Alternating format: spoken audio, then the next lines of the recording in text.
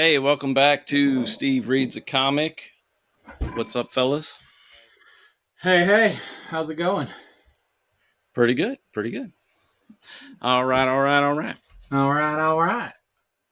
Hey, I got a quick. I I don't know what's going on in the drive-through, but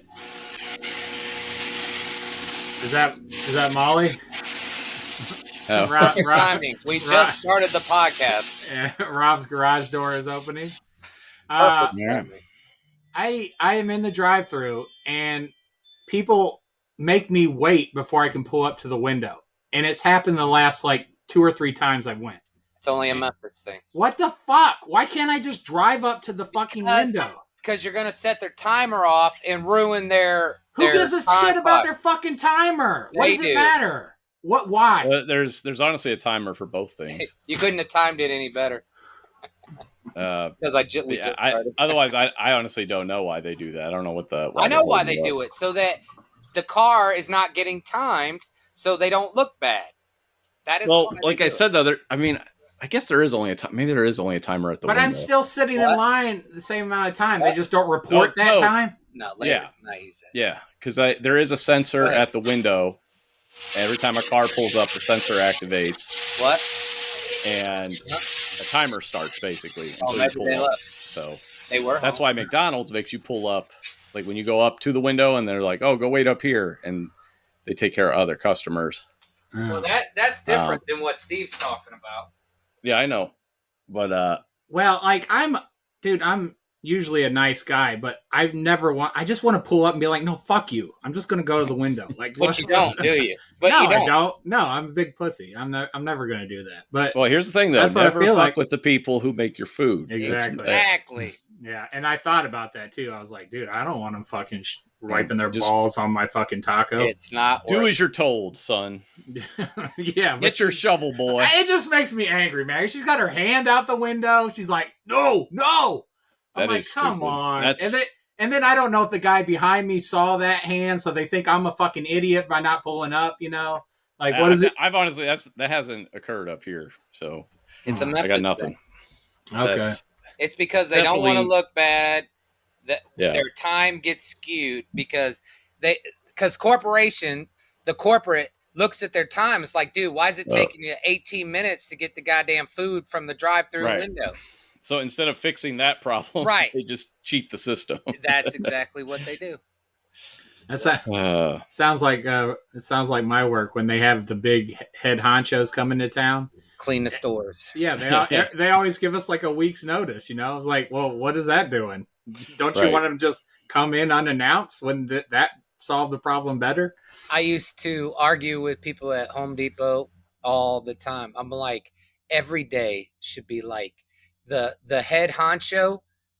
Your customers should be just as important as the head honcho.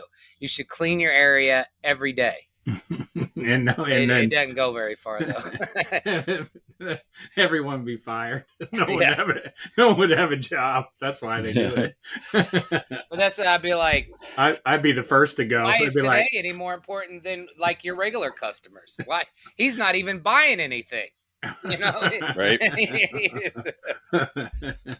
I take that back. I would have been let go like 6 years ago. So I like the way it is now. I take everything back.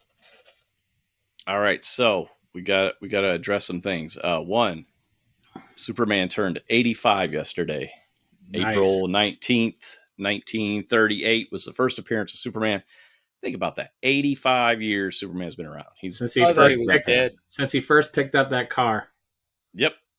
On Action Comics #1, basically creating the superhero genre. So we got to mention that because it's a comic book podcast. So it seemed appropriate. That's awesome. 85 years of Superman. Is that why you sent me that picture of that one guy killing him? One guy killing him. I don't remember. I can't think of his name. The guy that rides a motorcycle in space with dolphins. Lobo. Oh, Lobo. Somebody just, one of my favorite comic artists, Ryan Otley, he drew that and I shared it with you because I thought it was a cool picture. I thought that was because Superman turned 85. Wait, he might have posted it because of that. because a lot of comic artists were posting their tributes and stuff, so that might have been his. Oh, okay. I just saw Superman's head on a fucking blade. So I noticed your background there is all Star Wars. No more Batman. It's a spring cleaning, little switchover action. Finally busted out my quarter scale Mando figure. Yeah, I'm very happy with I got that poster finally I've been wanting. Yeah, poster's obsolete now. So anyway, April 18th, not 19th, by the way. April 19th, though, is the anniversary of somebody else's first appearance. This one will make you feel old. This property has now been around for 36 years. Any guesses? It's a TV property. The Simpsons. Yes. 36 years ago. You know how I know that? Is because that was my senior year when it came out. Well, this was when they premiered on the Tracy Ullman Show, was their first appearance. And that was back in 1987.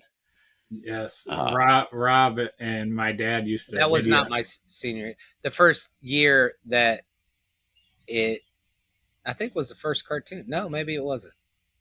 I don't know. It's a good question. Anyway, Rob and Dad used to record the episodes. Like we had the early ones. We had Tracy Ullman episodes and stuff. And when he says record, he means VHS. Yes, yeah.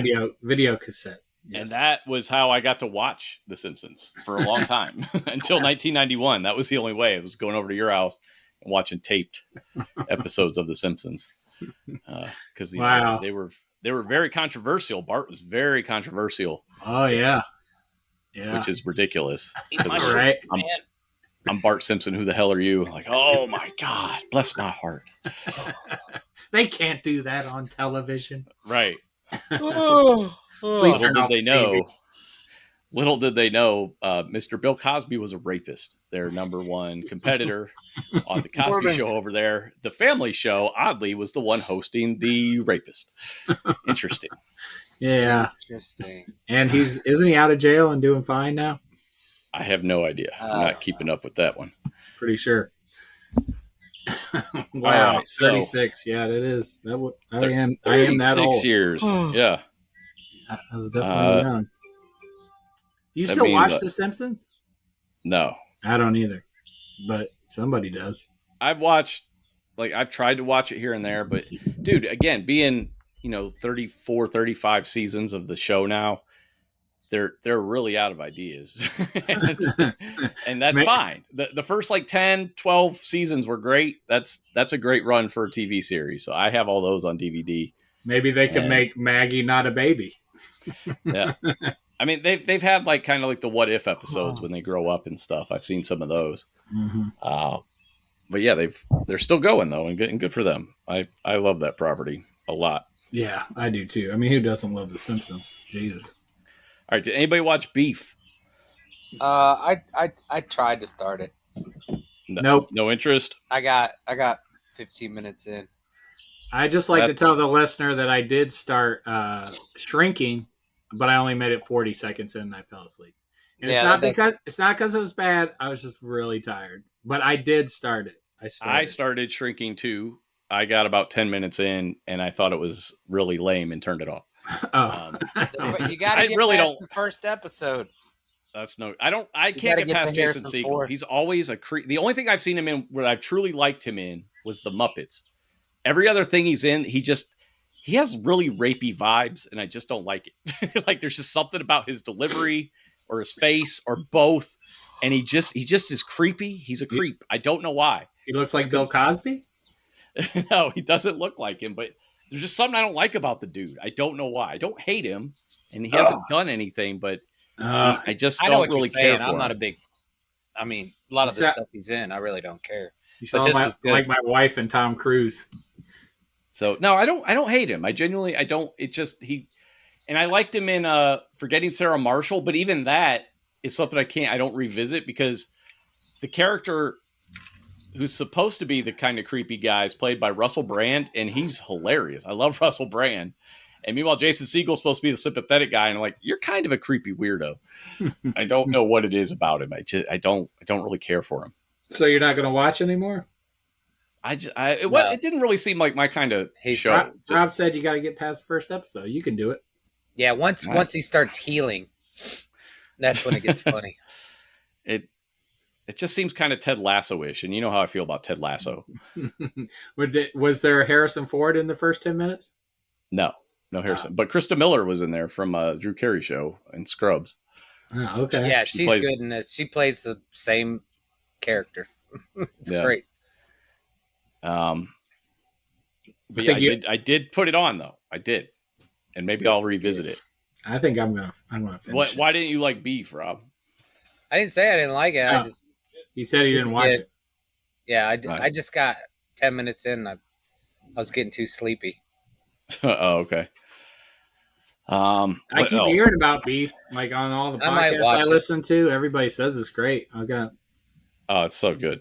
Yeah, great music choices too. I really liked it. Really unique. Limited series. You got to just tell me to watch something. It's got to do any good. It's got to be an assignment. Right. By the time you guys watch the shit I watch, I forget what even happened. Dude, I'm just behind, man. Like I'm so fucking tired all the time now. It's just like, oh God. Well, I'll tell you what I did watch. I watched The Mandalorian today. Yes, did I? Yes. April 19th, 2023. Full spoilers. Spoiler warning. Mandalorian season 3 finale. Overall, I was very satisfied by this finale. And to just kind of delve into the episode, at the end of the last episode, Gideon had captured a Din Djarin. He really quickly gets out of that with the help of Grogu. How funny was that when Grogu showed up and helped him before he got choked out? I was like, okay, cool. He's doing. I thought he went the other way with the Mandalorians. Right. He double backed or something. Apparently he was like, no, and decided to go help his daddy. Dude. All right. So then we had, this is something I have to address. I had looked this guy up today. So the droid R5D4, because I was like, dude, I swear to God, that's the malfunctioning droid from A New Hope, and it is. Do you remember the one when they tried to sell him that one?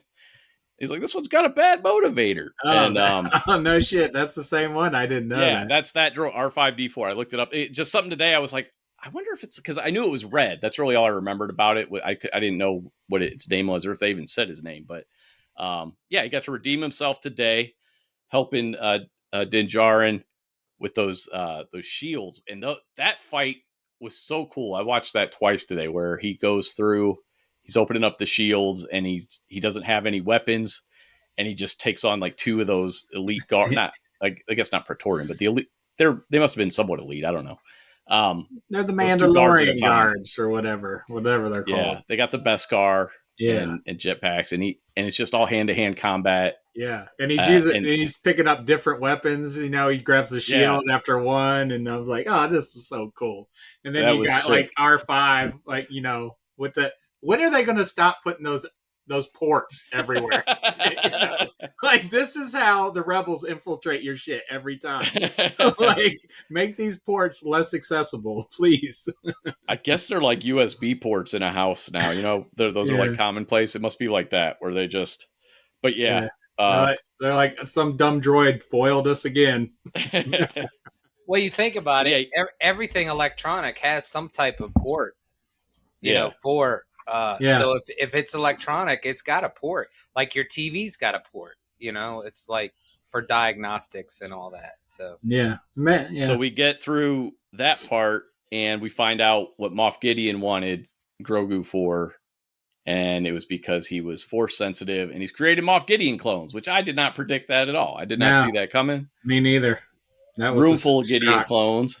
I thought he was trying to give himself the force from I mean, through clones. That's what he was trying to do. Through clones. He wasn't force sensitive. He was trying to make the clones force sensitive. Yes. Right. Yeah. Okay, I thought Sean said Moff Gideon was force sensitive. No, the Grogu is force sensitive. Oh, That's why he wanted him. Yeah, I got you. It's midi-chlorians or whatever. You can't say that. I don't know. Hey, I'll take midi-chlorians over fucking the Emperor coming back and a Jedi can just resurrect people at will now. Anyway, no one's really ever dead. And then we get a showdown with Din Djarin and Moff Gideon. So Moff Gideon clearly had some like bionic enhancements in his armor. You could kind of hear the sounds every time he did something, kind of thing. Yeah. I like the voice when he puts on the helmet too. I do too. I hated that this is why he has to die. Is he starts monologuing again. He's like, I made these. He starts telling. He starts with the exposition, and it's like we kind of figured that out. You didn't need to come and tell Din Djarin every little bit of your plan. I like when you first see him and he fires a rocket. He doesn't even have his helmet on, dude. He just fires a rocket with his helmet on his hip. Like, dude, and you couldn't help it either. Where you're like, shoot him in the head. You know what I mean? Like, because you just stand there with his helmet off. It's like pop. But of course, you got to have some drama, so whatever. But they should have just had his helmet on the whole time. We don't need to see his face. So that way, if he did start shooting him, it wouldn't matter. He could just keep monologuing while he's taking all the blaster shots. So we get the big fight, and Din Djarin's outmatched this time because, again, he has like almost no weapons, and he has like this super fucking Mandalorian Beskar suit, so he's more powerful. But Din Djarin is doing all right, and then Bo-Katan shows up with the fucking Darksaber, and I'm like, wait, I wanted to see. Wait, before you go into this, before that, there's some really cool scenes with the Mandalorians fighting in air, and Bo-Katan comes in with the Darksaber, killing people in midair. That was sweet. That whole scene was badass. You got to see the knee rockets again, which I don't know why I like that so much. Yeah, but she takes out two guys with the knee rockets. You got that armor and her fucking weapons of choice, knocking people out with that. That was nice. Yeah. The coolest was when one of Bo-Katan's from the earlier episodes, whatever her name is, I don't know. There was Wolf, and then whatever her name was, I forget her name. Anyway, she slides. Who is that? She slides across. Axe Wolves. Yeah, Axe Wolves. Yeah, the girl was with him. Yeah, she I don't know her slides name. across. I'm sorry. The platform. Snoop Dogg's niece. She comes in hot, slides across the platform, slides off like head first, and then jetpacks and shoots two of the freaking thing. That was cool as crap. I love that. That was a nice move. I like that. That whole scene, that whole battle was awesome. Yeah, that was very good. Had my fist in the air. I was like, yes, this is what I want to see. Yes, but then back to what Sean was saying. Bo-Katan lands and helps out Din and Grogu.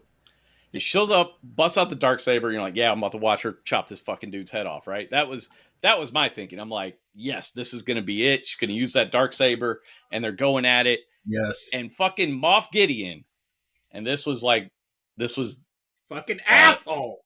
He fucking crushes the hilt of the Darksaber with his bionic fist, basically. And I was just like, oh, that was a crushing death, pun intended. Dude, listener, Sean calls me at like 8 a.m, right after watching it. I haven't seen it yet. He's like, this is kind of a spoiler. You're going to think it's a spoiler, but it's not, or whatever. And Sean's like, I was watching Mandalorian and my heart was ripped in two. And I'm like, oh my God, this is going to be an amazing episode. Somebody dies. Somebody of importance dies. I'm thinking that the whole time.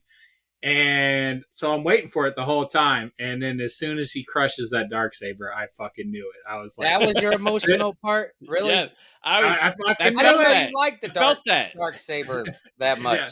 Yeah. It's so cool. Sean felt heartbreak. I felt anger. I was so fucking angry. I was like, they're not going to get rid of the best fucking thing ever invented. Like, the Darksaber is the best. I have it right here. Yes. It is the coolest lightsaber. How can you get rid of this? How can you get rid of this? They got to bring it back, man. Like, they have to. I mean, anything's possible, obviously, but it was that one. I felt that on-screen death. I was overcome with emotion when that happened. I was so angry. You guys forgot about the part where Grogu saved Din. Oh no, we're getting to that. So so during the fight, the Praetorian Guard, they take off after Grogu because Grogu shows up in his IG-12 mech and helps Din Djarin for a quick second, and the Praetorian Guard all break off and go after him, and that was like, now you knew that wasn't anything going to really happen to Grogu. Hey, I'm sorry. I don't know how to shut this Darksaber off. Like, I'm sorry. Jesus Christ. You crush it at the hilt. It's just making noise. Okay. Crush it at the hilt. Okay, I got it. Go ahead. I'm sorry.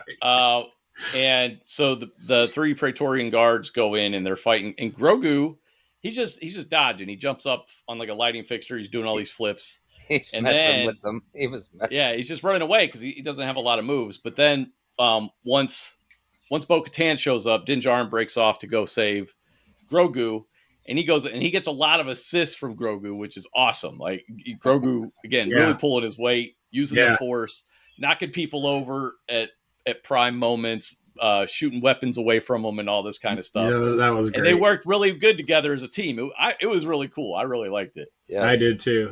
I liked it a lot. Every time he used the Force, I was like, yes, so cool.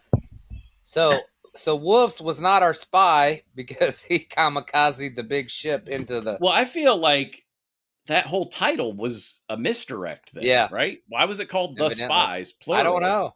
We still don't know. I swear there was only one spy. Right. So I mean, maybe there is another one. They're just not touching on it. But Axe Woves it wasn't a spy, which was cool. He didn't end up dying. That was a nice misdirect. No, he didn't die. He blasted the window and flew out. Yeah. Maybe they were talking about Gideon and that girl. I don't know. Well, I know they were talking about the girl, but Gideon's not a spy. He's fucking Moff Gideon. Yeah. Gideon had his own, like we guessed that, right? He's got his own. He's got his own intentions. He wanted to be in control of the empire, or of his own little empire, or whatever. Not working with the other people, which we had that right, obviously. So what do you guys think? Moff Gideon, dead or alive? Who cares? That's what I asked Rob before we started. I'm okay with him dead or alive, dying, and he might show up in an episode. No, he needs to be dead. They pulled the whole. I don't care. Yeah, they did the whole burnt guy already. Right. He better be fucking dead. Oh, Grogu saves everybody with his little Force bubble. Yeah, that was some Guardians of the Galaxy. Dude, Darth Maul came back with spider legs, so anything's possible. Right, that's what I mean. Like, God, please, but he's not a great villain. He's not Darth Maul. I mean, he's just really cartoonish with all his monologuing. He's super cartoonish. I was talking. He's just like a senior citizen. Like, I don't want to see a senior citizen fight. I was talking to my friend though, and I was like, dude, he said the same thing I did. I didn't even say it to him, but he reminds me of Cobra Commander. Like, he's like cartoonish. Where stop coming back and stop monologuing all the fucking time. Like, he's not, dude. He's intimidating as fuck in Breaking Bad, but as this character, not so much. The coolest part for me was the most emotional part wasn't the Darksaber dying. It was when the ship is landing, the flames are coming, Moff Gideon gets scorched, and then the flames are coming for all three, Din, Grogu, and Bo-Katan. And so Din slides towards, like, to get in front of Grogu, and then Bo comes in and puts the shield, her little shield, right in front of Grogu, and they're like toast. And then all of a sudden you see the Force bubble. And I was like, oh. Yeah, especially when Bo came in, to save the little guy. I was like, oh. Because Din did it a couple times. He's always getting in front of Grogu. But when she did it, I was like, oh, that's fantastic. Because it was only big enough for, to save him anyway. So yeah. Yeah. No, that was a cool scene. And then he's exhausted and he just plops down. So then we get like the big wrap up. Moff Gideon supposedly dead. They have Mandalore back now. And then we go see Grief Karga and this is the only part I was like, why? Was IG-11 is back? I'm like, but why? Why do we need IG-11 back?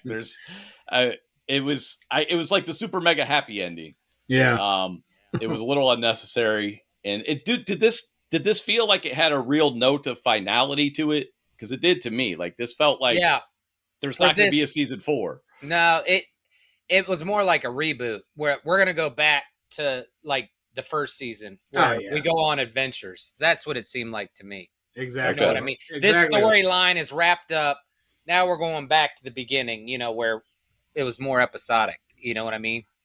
Yeah. I don't know. We'll see. Yeah, they can do their little adventures, and then something will tie into the bigger movies from now on. So we'll see. I'm really. Have they announced a season 4 though? It's not been confirmed. That's what makes me wonder if they're just going to go. Yeah. They're just going to work on the movie now and not do a season 4. That's possible, but like, what are you putting Grogu in the movies? Because the people aren't going to let it sit. Like, Grogu's not in. Of course, he's going to be in the movie. He's his son now. I mean, Din adopts him. That's fine then, as long as we see him somewhere else. Yeah, no, that's. And I'm not saying there will never be another season, but I'm curious if the next thing we see Mando in, I guess, I mean, he could pop up in Ahsoka or whatever too, but with a major role, I wonder if the movie is the next big thing. Hell, did you guys see Dave Filoni at the Rebel Alliance bar with this fucking trademark cowboy hat on? Yeah, he always wears that cowboy hat. Yeah, he's at he had a little cameo at the when he goes to talk to the fat pilot, whatever his name is, fat Asian pilot. I totally missed that. Dang it! I didn't see it either. Yeah, I think he's like on the left. I kept looking for Jeb. I kept waiting. I kept waiting for somebody of importance to die in this. I probably looked right past Dave because I was looking for Jeb. I was like, "Was that Jeb?" Nope, I don't think he's there. Yeah. Sean was so crestfallen this morning talking to him. I was like, "Oh my god, did Grogu die? They can't kill Grogu." That was definitely some misdirection on my part, but I was sad when, like, literally when he crushed it, and it took me a second to realize what had happened, and I was probably like out loud like, "No." Like, oh no. Like, I threw my remote across the room. Fuck you. Hey, they got the whole fucking. They reignited the giant forge on Mandalore. They can make. That was cool. They can do like a Lord of the Rings and reforge the sword. Yeah, or whatever. Right. Okay. Well, I'm hoping. They just need the crystal. I'm sure she can figure out the rest. I like the ending because there was no fucking cliffhangers. I cannot stand a season to end on cliffhangers. Yeah, it was not. And again, they tied off like everything pretty much. Didn't leave any. That's what I mean. They used all their budget at the end. Whatever they had left, they used in special effects because that was a good fight scene. They tied everything off with Grogu and Din sitting at their little cabin, and then they did that like where the screen bubble. Like the screen goes black except for a little circle that goes right around those two, and then it closes in on them. I was like, man, that's a note of finality if I've ever seen one. I mean, you may be right. I mean, who knows? Well, no, I mean, here's the thing: a season 4 could happen whenever. But what I mean is, like, is what's next the movie, or are they going to do a season 4 and then the movie? But I kind of feel like they need to get to work on these fucking movies. It's been Marvel has been managing to do shows and movies. Why can't they do the same with Star Wars? Mm-hmm. And I feel like they already announced a round of directors. What, a year ago, 2 years ago with Taika Waititi, and they got all new directors now. Yeah, and I'm like, you keep announcing directors. Are there any projects? Like, are you making a fucking movie? Get in pre-production. Let's go. They're making sure they get the shit right this time. They're not fucking going in with no plan like they did last time. John has written season 4, but they said he wrote it in post-production of this season. So it's written, but whether they do it or not, or whether it gets, nobody knows. So, gotcha. So season 4 is coming then. Yeah. Well, probably. Yeah. It's weird that they haven't announced it though. I mean, a lot of things get announcements before they even air. Like you said, they maybe just be focusing on the movies. They're like, we got to get a goddamn movie. Because like you said, how many times have they announced different movies and then nothing came of it. Bupkis. So. Dude, they introduced Loki season 2 in like the penultimate episode. It's like, oh, okay, we're getting that. Sweet. So yeah, I'm with you. Wrapped up nice. I was satisfied. I think a lot of people are expecting like big important deaths, but this show clearly is meant for as broad an audience as possible. So I don't think they're going to be pulling Andor type stuff or Joss Whedon type stuff. You know what I mean? Mm-hmm. Yeah. I mean, what was the most significant death? IG-88? Well, or I mean, IG-11? Josh just kill people to fucking kill people, asshole. You corrected yourself. Mm-hmm. How do you like the term Din Grogu? Is that sticking with you? Sure. And that what it kind of, I like it because it makes me wonder though, is like, so is Han Solo's, first name Solo then? Like, because that's the Asian, that's how Asians do their name. Like whenever you watch, a Kung Fu movie or something, they put their last name, their family name first. And so Din is the family name. And I'm like, does that apply to everybody? But clearly it doesn't, because you got the Skywalkers, so I guess it just, maybe that's just how they do it in that. Depends on where you're from, Sean. Yeah, I guess if you're a Mandalorian, what part of the galaxy you live in, you're a child of the Watch. I guess that's how they do it. Din Grogu. Din Grogu, and you get to see the Mythosaur open his eye again. Okay. Well. Yeah. Grogu's like, hey, what's down there? He approves of everything happening. I was waiting for that Mythosaur to come out and eat that little that little Boba Fett while he was getting baptized. The father dies and the son. Yeah. Right? Nailed it. Did you guys watch Clone Wars? I mean, Clone. The Clone. What the hell was the one with Clone Wars? I watched every episode of the Clone Wars. Season with or maybe it was a season before the last season where they did it. It was a short season, and that was when Yoda went on that journey and it got weird. Yeah. Did you watch that? I actually like that. I wonder if the Mythosaur is one of those creatures. You have a better memory. You know what I'm talking about? I barely remember any of the Clone Wars. You know how those creatures are force sensitive? They did it in Rebels too. They were like the elementals. Yeah. No, they were like the originals. They were like good, evil, stuff like that. Yeah, and Rebels had one of them too. Where what's his face met him. Man, I haven't watched Rebels in so long. But it was one of those creatures that are really force sensitive. I wonder if the Mythosaur is like that. I'm just curious. Yeah. Or it just hangs out and fucking eats shrimp. I don't know, because Dave wrote a lot of the Clone Wars and that, and he got with Lucas on a lot of what he wanted to do and what it meant, So I was just curious. Yeah, I mean, it did wrap up nice, but I'm with Sean, man. It's just there's nothing like a movie though, man, because they get everything condensed. It's perfect. You get 2.5 hours. They usually it seems like the stakes are higher in movies typically too. Yeah. Yeah, because they don't have to drag it on for another season.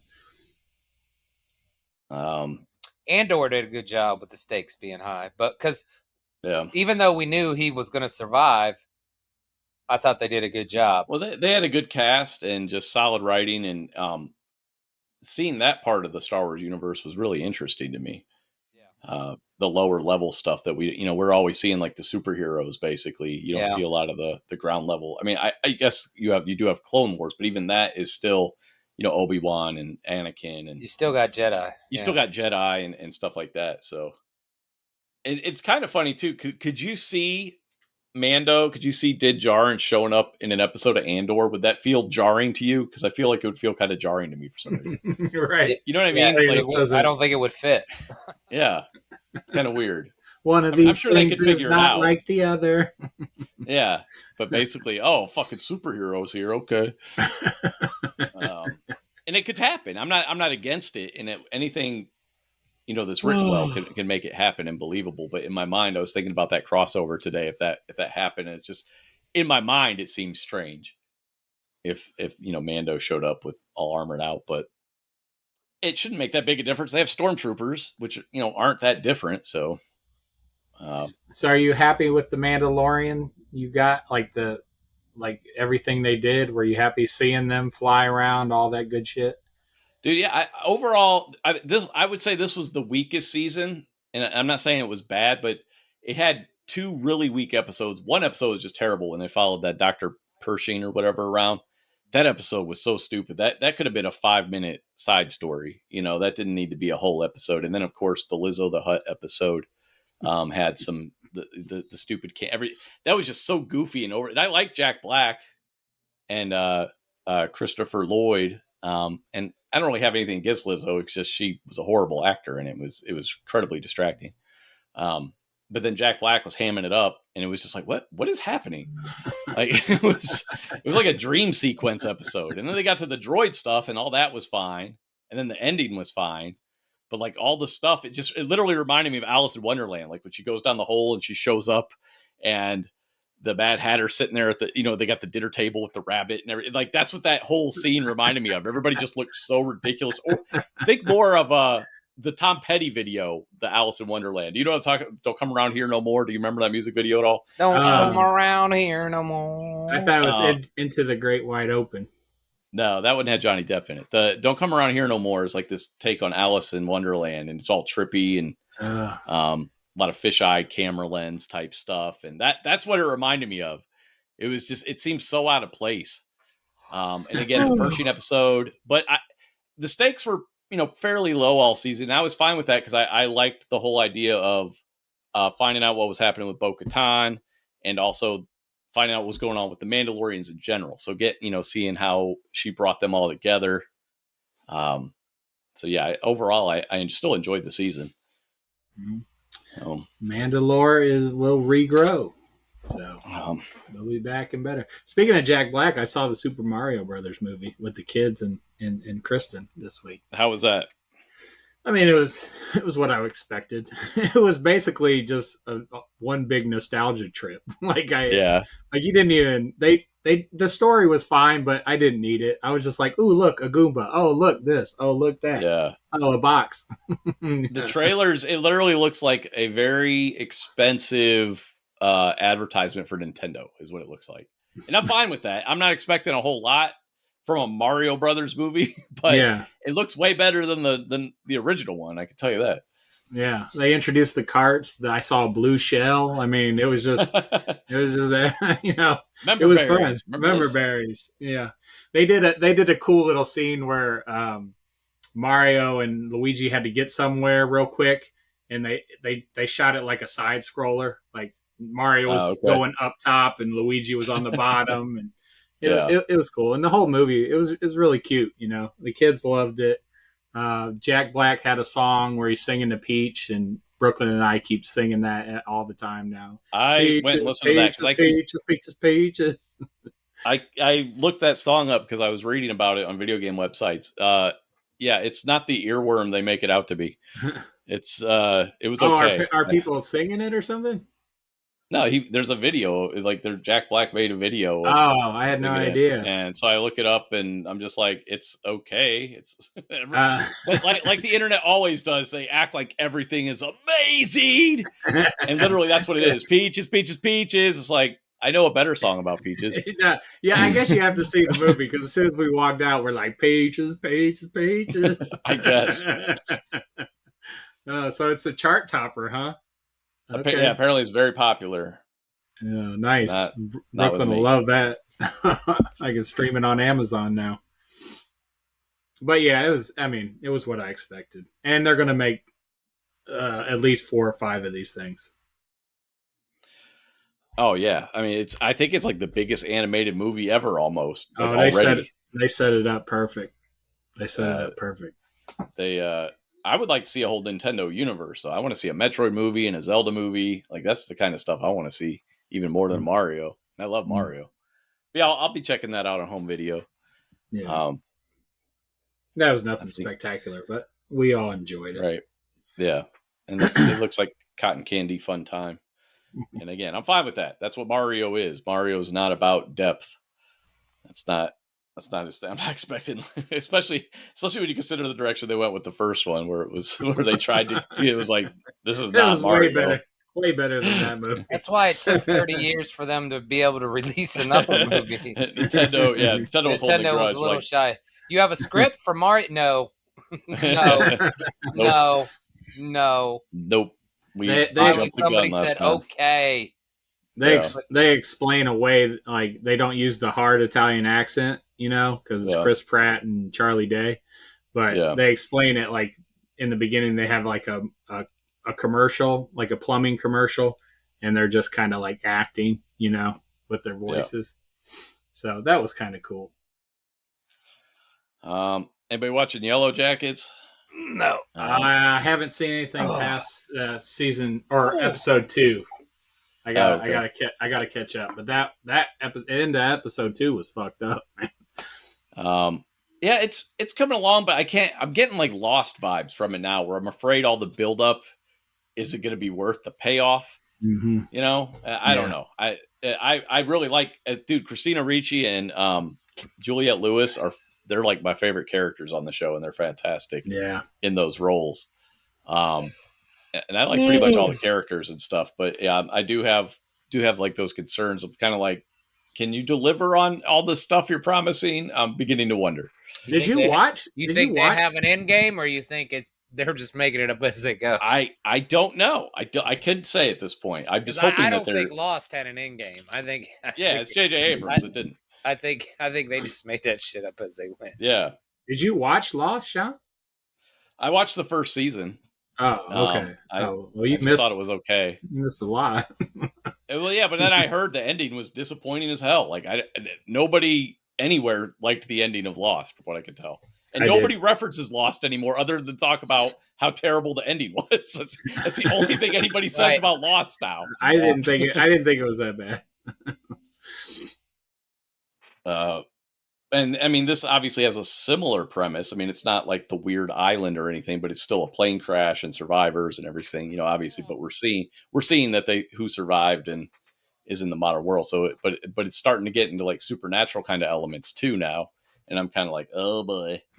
I feel like supernatural elements, when you're going like really realistic with something, and then you start introducing supernatural elements, I feel like it's a crutch where you're not sure what to do, to pay off these stories. So you're like, the man with no eyes, like, what about the man with no eyes? Do they deal with Lottie more, or because I thought her, the supernatural route they were going with her, I thought they squashed that. Have you seen like the man with no eyes stuff, or no? I don't know where you're at. Okay, so yeah, you got that's what I mean. The man with no eyes, and yeah, it definitely ties into Lottie. One-armed man. He did it. But it's I'm going to keep watching though. I mean, I'm still very intrigued. I'm just a little trepidatious now because I'm just like, and maybe they can't, because they've had some really good payoff so far as it is. Okay. Have you seen that trailer for the new Evil Dead Rise or something like that? Yeah. I see it all the time on NBA when I'm watching NBA basketball. I know, it's freaking me out. It's like every 5 seconds. Like, dude, it's still scaring me. I want to see that, of course, because it's part of the Evil Dead series. My wife leaves the room. Oh, wow. For a commercial? No, I was just kidding. Wow. I was just fucking around. She is scared of horror. She hates horror movies, though, but yeah. But they show that all the fucking time, like every commercial break. Like, goddamn. Mommy's home. Yeah, dude, I know you guys don't watch Succession, but this episode 3 was fucking amazing. I didn't think they could do this on a TV show. I was like, they can't do this. They're not doing this. They're doing it. They're doing it. They're doing it. I'm not going to spoil it for anybody, but I mean, it was fucking fantastic. Every news read I get, they spoil it for you. I already know what's going to happen, and I don't watch it. Oh, really? What are you looking at? Do you care? Can I say it? I would rather avoid it. I might watch it. Okay, well, then I won't say it. I'm vaguely intrigued by the show. I know what they did. I couldn't avoid it. Did you get a social media account, Rob? No, it's in the news. I get a lot of entertainment feeds in my news. Wow, like, they just spoil that shit? On Mando Day, I scroll very slowly so I don't read any headline on Mando every Wednesday. What are you on? That sounds terrible. I'm glad I don't read the news. Right? God damn. What are they doing? That's not right. I would really be bummed out if I spoiled this one.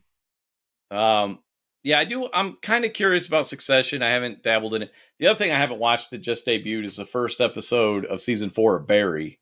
Because I kind of forgot about it. The first episode is out? Yeah. I didn't know that. Yeah. Oh shit! I gotta watch Barry. I want to make sure I'm going to stay awake so I can watch it.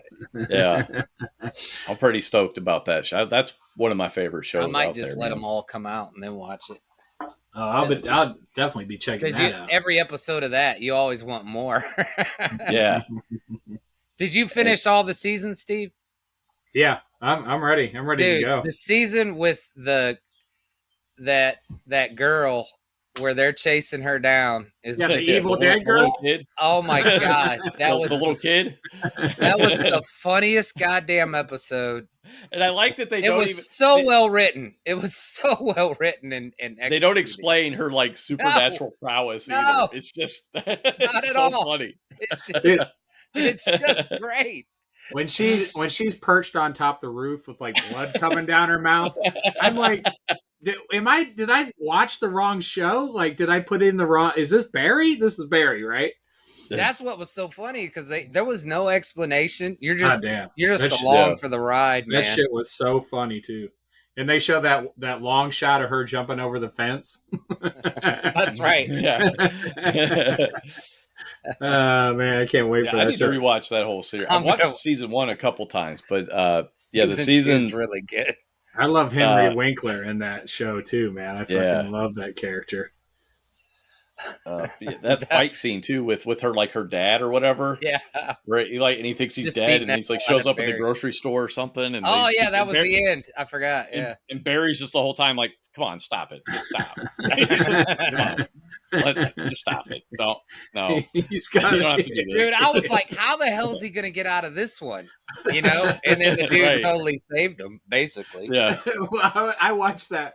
My kids don't take karate anymore, but when the time I first saw that episode, my kids were taking karate, and you know, in that room, he was a karate instructor or something. He had all those trophies in that room they were fighting in or whatever. Yeah, and that's all I could think of every time I went to drop the kids off. I was like, I hope that guy doesn't come after me. All right, so see, episode 1's out. Nice. Okay, that's good to know. Yeah, I gotta check that out. All right, so RoboCop versus Terminator. Did everybody read the comic series? Yep. That's what we do. All right. So this was what I liked about this. Again, Walter Simonson, Frank Miller on story, Walter Simonson on pencils. And this came out early 90s. I think it was one of Dark Horse's. I think this was like one of the first times they did like a major crossover because I know they would do Aliens versus Predator. It was around that era anyway. And it was obviously like a movie, you know, fanboy dream to see RoboCop Terminator come together. So of course, and it makes sense. Like if you're gonna mesh two, these are the two to mesh. And the way they do it is pretty brilliant, actually. They basically make RoboCop the whole reason that Skynet works. Oh my god, I love that premise. Yeah. When I first read that, I was like, "Oh my god, that's fucking brilliant." I was like, "That fucking makes sense now." Terminator doesn't make sense. And then I immediately thought, "Why isn't there a movie of this?" Right? Yeah. I mean, I watched Terminator Salvation. Like, you could have done away with that and give me some RoboCop. Yeah. Right. Dude, this comic, though, I thought it was ending, and then it didn't end. And I thought it was ending, and then I thought, time travel, baby. They wrapped it up that time. Oh, no, they didn't. There's one more go-around. I'm like, Jesus Christ. And then, I love that. I love the way they implemented the back and forth, you know. I thought that was a creative way to do the story, because every time you thought they had accomplished their task, the Terminators were always going. There's one more time bubble, right before everything was perfect in a happy society, and there's flowers and everything. Shit's disappearing, and the Terminators bubble. They were always like, let's pinpoint that anomaly, you know. And right. and right before they could be destroyed, they sent the Terminators back in time again. Yeah. And I thought it was very creative. I love the ending too. I loved how they wrapped it up. They're like, oh, you're like, oh fuck, because I didn't know how many pages there were, and I was like, oh shit, here we go again, and then squash. I was like, okay, all right, that's great, good, because I'm tired now. I can't see straight from trying to read this comic. Rob skips immediately to the ending. No, Listeners like, what the fuck are you talking about? I didn't say how it ended. I just said, yeah. So yeah. Squash. So anyway, squash. That you think the Terminators are going to fuck shit up again? There's one Terminator left. It goes back in time, but they fucked it up. The time was wrong. They go back to prehistoric time, and a Tyrannosaurus Rex ends up stepping on the last Terminator. And that's how it ends. Yeah, so we do get the super mega happy ending, but dude, or did we? or did we? But let's go back to the beginning when we first see RoboCop working with the Ed 209s. I love that, you know? Yeah. And the Ed 209s are always fucking shit up. Yes, sir. Just like the movie. Like they shot the fuck out of a dog for, because it was too close. So they unloaded an obscene amount of ammunition on this dog. They shot each other. They shot each other. Yeah, it was just like, oh, it's just like the movie. They're just fucking shit up all the time. But it's cool to see RoboCop like go, kind of trying to work with him, because they obey his commands and everything, which I thought was cool. But so yeah, this whole story, it definitely utilizes the time travel aspect of the Terminator universe, and in a really interesting way, in a really fun way, with again, like constantly creating new paradoxes or anomalies or whatever every time they try to rectify something. And it's a fast read too. It's only 4 issues, but it really moves as a series. That's what I was thinking when I was reading it. I'm like, I should be way more confused than I am right now, because they did go back and forth. But I was like, okay, Frank Miller. They laid it out. They did a good job telling the story. Like, Frank Miller, he's legit. He's a good writer. I love it. And the artist has to tell the story too, and he did a great job as well. Mm-hmm. And I love the Hellhound. That was a nice. Yeah. Very cool. Had to see a Terminator dog. That was awesome. But lots of action. Yeah, this is one of those things where, when I read this as a kid, I was just like, man, they should make this into a movie. And somehow 30 years later, it's still not a movie. And that seems like a huge mistake. Like this. You rebooted RoboCop already, and you couldn't do this movie?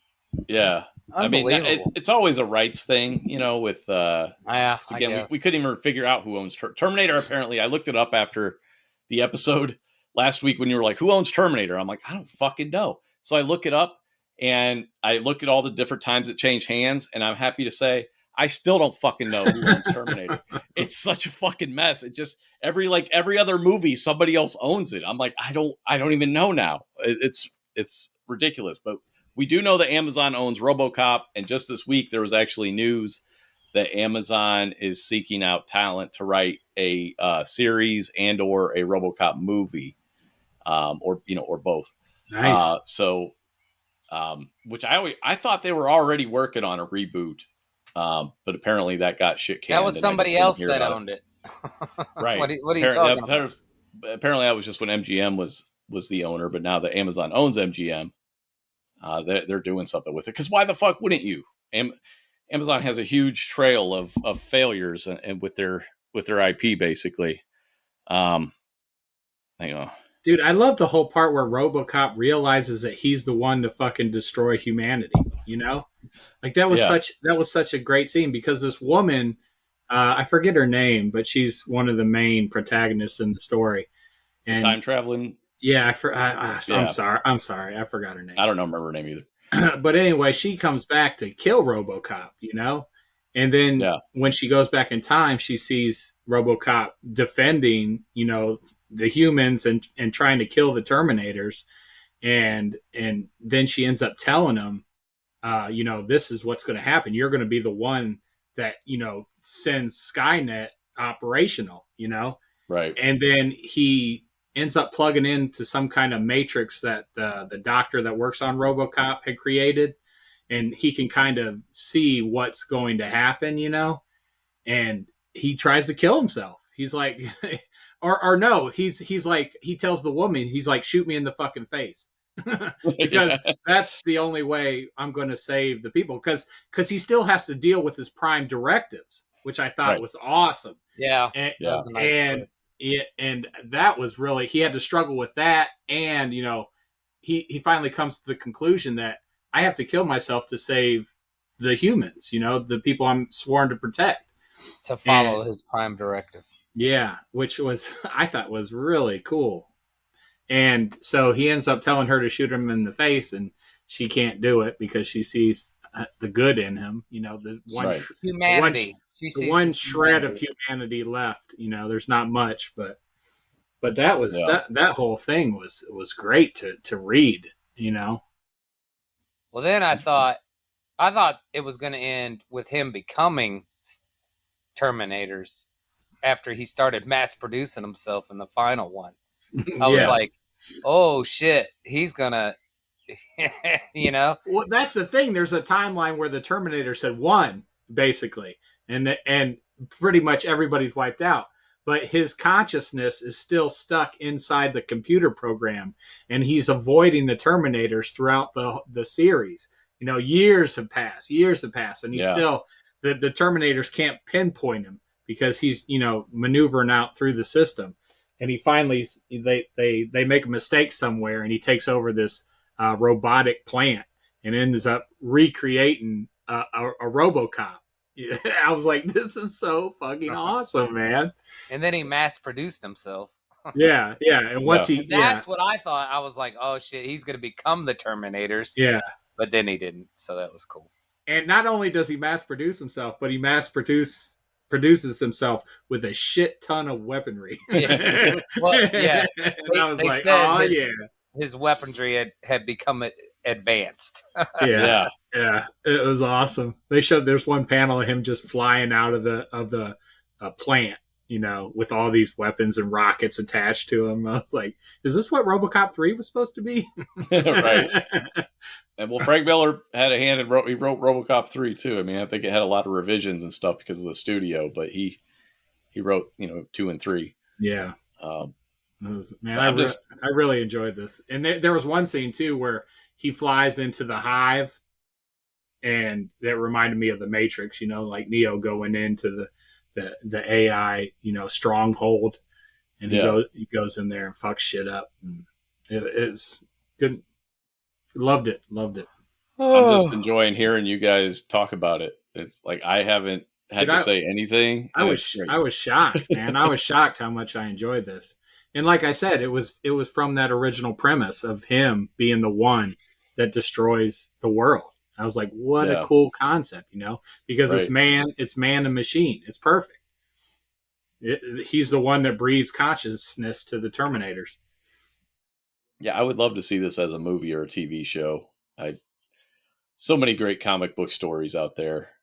And it's cool. I mean, I have to appreciate what does get made, but also it's like, come on, man, there's some other really cool shit.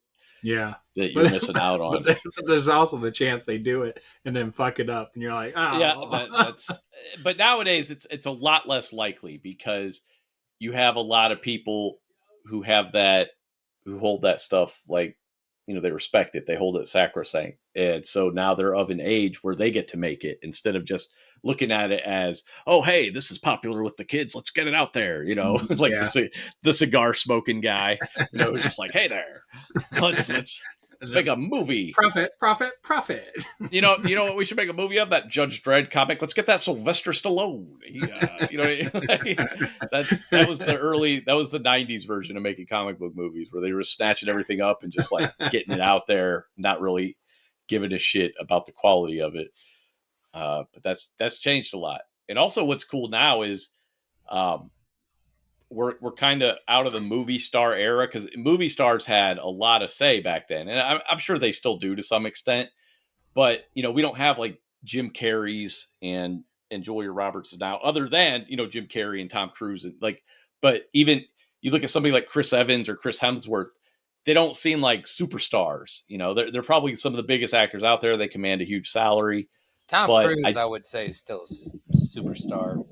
Well, no, that's what I mean. It's like that's who we have, is the people who were superstars are still the superstars. Yeah. We still have Tom Cruise and Keanu Reeves, but like the younger generation, we don't really have anybody that's consistently top of the box office, like a Jim Carrey or whatever.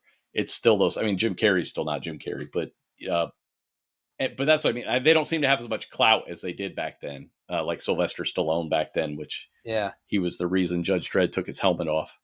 Maybe because movies aren't put on as high as a pedestal as they used to be. Maybe I think it's just more of the social media thing. Well, I think it's the social media has kind of humanized them a little bit. You see actors, they engage on social media platforms now, and it's just it's different now. And yeah, but a lot of stuff has changed since then with the internet and the fact that movies aren't like they only like the biggest budget movies seem to make a ton of money, whereas back then you could have Stallone had 4 movies out in 1 year, for God's sake. You know what I mean? Yeah.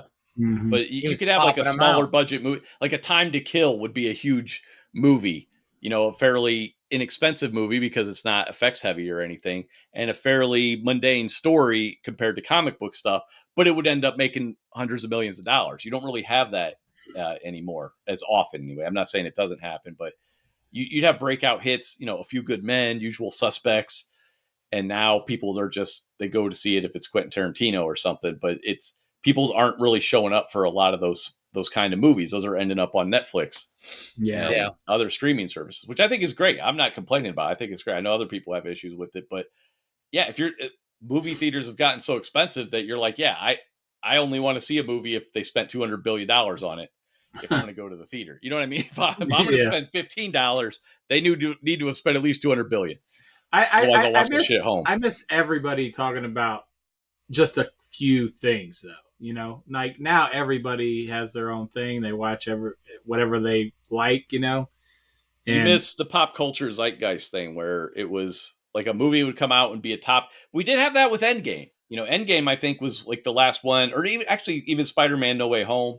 You still get that, but again, it's not as often, and it's typically a big superhero tentpole. But yeah, it was cool back in the day when everybody was talking about Usual Suspects, right? Or everybody was talking about Pulp Fiction. And and it seems like if Usual Suspects was released today, it'd be like a 3-day thing, and someone has moved on to the next thing. I was like, dude, we talked about the Usual Suspects forever. I still talk about that fucking movie, And I don't know. Maybe that was just the quality of the movie. Maybe so. I don't know. Well, it was the quality, but again, like to what you're saying, because everything is so it's in and out. Everything's in and out now, Well, because we have so many more entertainment options, right? Everything from Instagram to TikTok to Netflix and Amazon Prime to movie theaters to video games.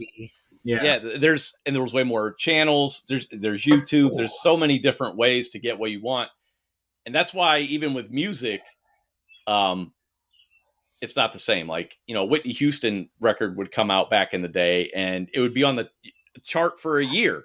Now a record comes out, you get maybe a week or two, and then you're on to the next one, Right. Like that artist gets like all that build up, all that hype, the record drops, it sells a lot, and then it's like nobody's talking about it. They're already on to the next thing. That's what I'm saying. I miss when it was just like a few things out there, Yeah. No, I know exactly what you mean. As soon as I say that, I'm like, oh my God, I'm 80 years old, Yeah, it is. But it's nostalgia for sure, because choice is always better.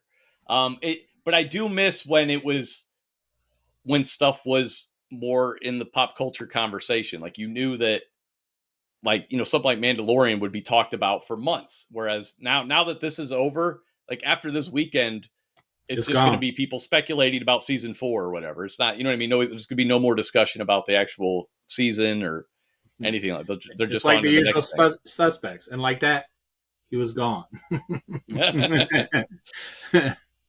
I was thinking of the movie Heat, which is a movie I really love. When when I was talking about Axe Woves being the other spy, when I thought there was another spy because that poorly titled episode. But in Heat, Robert De Niro's like, who wasn't there? Who wasn't there? Like when what's his name? What's Machete? What's the guy who plays Machete? What's his Danny name? Trejo. Thank you, Danny. Maggie's like Danny Trejo. Danny Trejo is not there because he's been attacked by Waingro or whatever. But when they're like, who blew our fucking, who sold us out or whatever, and he's like, who wasn't there? Like, that's like Axe Woves, and then Axe Woves is like flying through the air, and I'm like, maybe he's not a traitor. And then I'm still stuck on the traitor thing, so I'm like, maybe it's those 3 jackholes they found on Mandalore. I don't know. or maybe they just added an S to the title of that show by mistake. That's what got me too. Is like, I'm like, it's not anybody. I like those 3 guys, by the way, but I was just like, why? Like, they got me so caught up on that when they called it the spies, and as far as I can tell, there's only one spy. That's for season 4. You'll find out, right? Who the second spy is. Yeah. All right. So, what else you got? We need to wrap this up. The Grizzlies are playing. Oh, Jesus. All right. So I guess I'll pick next week's movie. A movie. All right. I'm going to pick a movie. I'm going to pick a movie that you probably didn't even know was based on a comic book. It's on Netflix until the end of this month, so we'll watch it for next week. It's called Road to Perdition. Oh, that's based on a comic. Stephen King book, isn't it? That's a comic? It's a comic book. Yeah. Yeah, it was a comic. That's the one with Tom Hanks.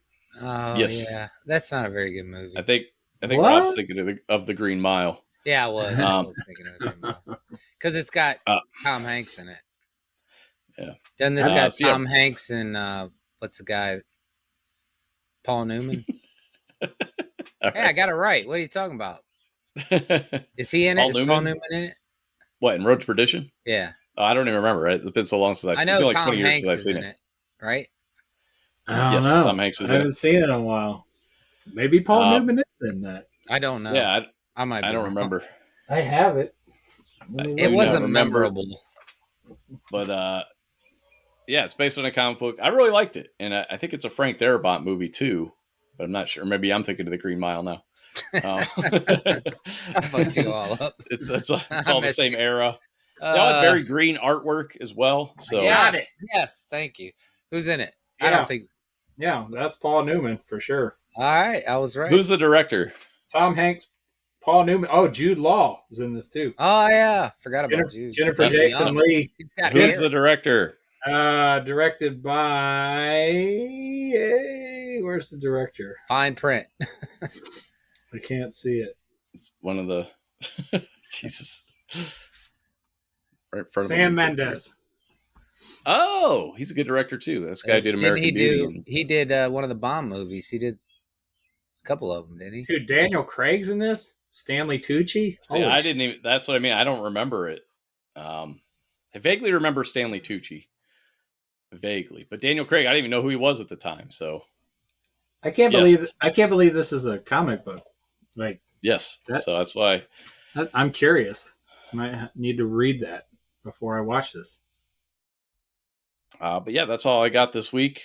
Road to Perdition next week. Watch it on Netflix before it's gone. Or watch your DVD. I'm going to watch it on 480p on analog. my 120-inch screen. Don't do it. Just do it on Netflix. I mean, I got all these DVDs, dude. I need to use them. I need to utilize this. You need to get rid of them. They look awful.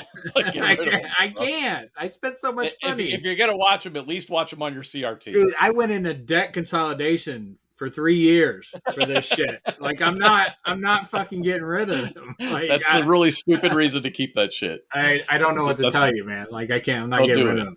Just let it go. Yeah, I'm going to pass them on. I'll let my kids burn them in a pile when I die. You're like, I'll contribute to the toxicity in the air rather than just sell them or dispose of them properly. I mean, if I could transfer them and make them 4K, that'd be great. Is there a program that can do that?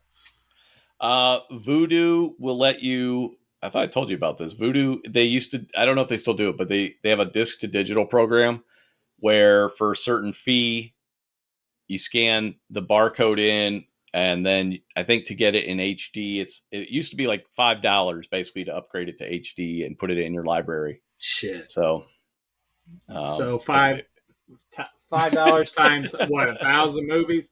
$5,000. Some of those you already have. Consolidation is what that is. Some of them I have at least 4 times over. The Matrix I have on every format possible. VHS. Back to the Future I have all forms possible. You know, the good shit. Lord of the Rings, every format. Yeah. They just sucker me in every time, just buying them again and again and again. Did you get the 4K Back to the Future set? I do not have the 4K. I have the DVD and the the Blu-ray. I have the DVD. I have Great Scott. I have DVD, Blu-ray, and then 4K. Dude, I was just talking to Kristen a couple of days ago. I was like, dude, we have not watched Back to the Future with the kids yet. I was like, oh my God, it's gonna be awesome. My kids love that movie from when they were little too. They've liked it. Oh my gosh, how can you not love the DeLorean? All right, so we'll be back next week. Road to Perdition. Thanks for listening. All right, see you guys. Ciao.